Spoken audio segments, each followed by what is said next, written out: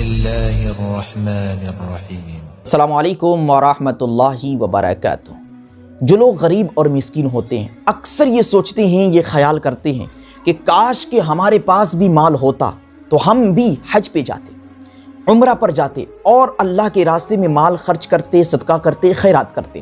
لیکن مال نہ ہونے کی وجہ سے ان کی یہ خواہشیں ان کے دل کے اندر ہی دب کر رہ جاتی ہے، ختم ہو جاتی ہیں، بجھ جاتی ہے۔ اور یہ خواہشیں آج کی غریبوں کی نہیں ہیں، بلکہ زمانے قدیم میں آپ علیہ السلام کے زمانے میں جو مسکین تھے ان کے دلوں کے اندر بھی یہ خواہشیں اٹھتی تھی اور بجھ جاتی تھی۔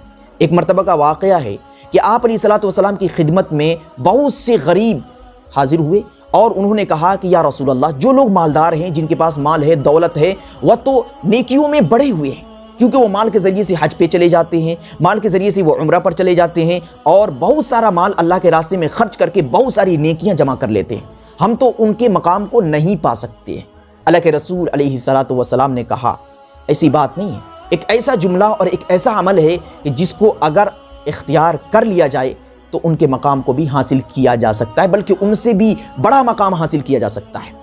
اللہ کے رسول علیہ السلام نے کہا کہ اگر کوئی شخص ہر نماز کے بعد، ہر فرض نماز کے بعد 33 مرتبہ سبحان اللہ، 33 مرتبہ الحمدللہ اور 33 مرتبہ اللہ اکبر پڑھ لیتا ہے تو وہ ان کے مقام کو پالے گا۔